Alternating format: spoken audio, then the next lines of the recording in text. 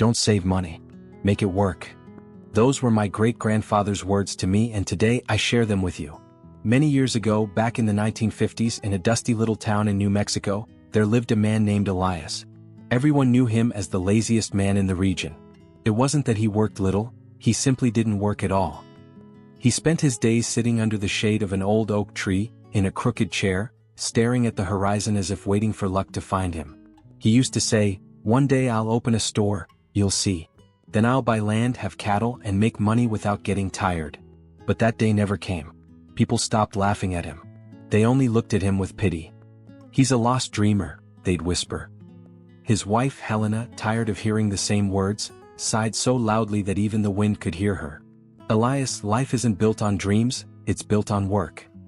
He'd lift his eyes slowly and reply, "One day, woman, I'll find a way." But time passed and the only thing that grew was their need. One night, little Samuel, his grandson, asked for bread. Helena opened the pantry, nothing. Empty like a dry well. Elias looked down ashamed. His words stuck in his throat. Dreams couldn't be eaten. The next morning, defeated, he went out to find a job. The man who had never sweated before was now picking cotton under the blazing sun. His soft hands turned rough. His back bent with pain.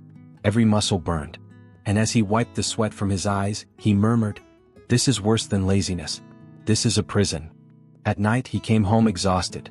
Helena waited with a plate of beans and 2 tortillas, never 3. Samuel ran to him, asking with innocence, "What did they give you today, Grandpa?"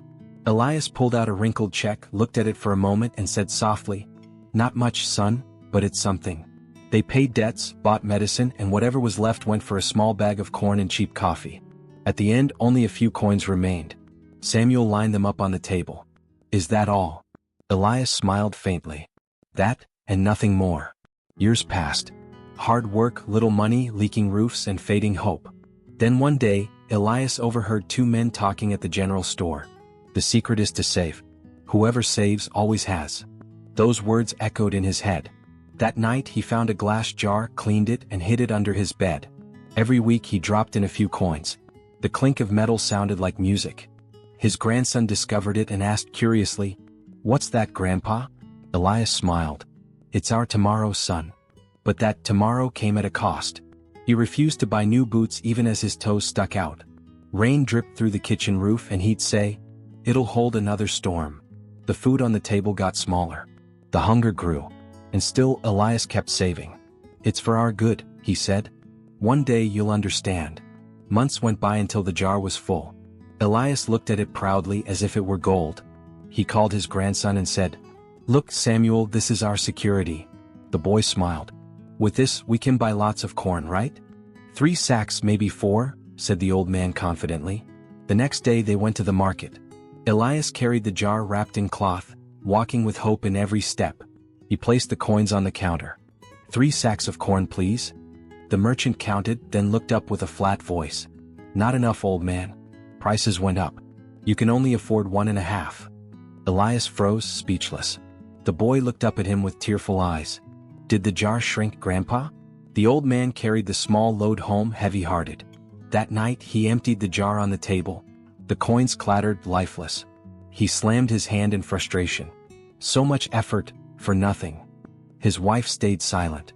His grandson finally asked, "Grandpa, what's the point of saving money?" Elias didn't answer. He just went outside and sat on the porch.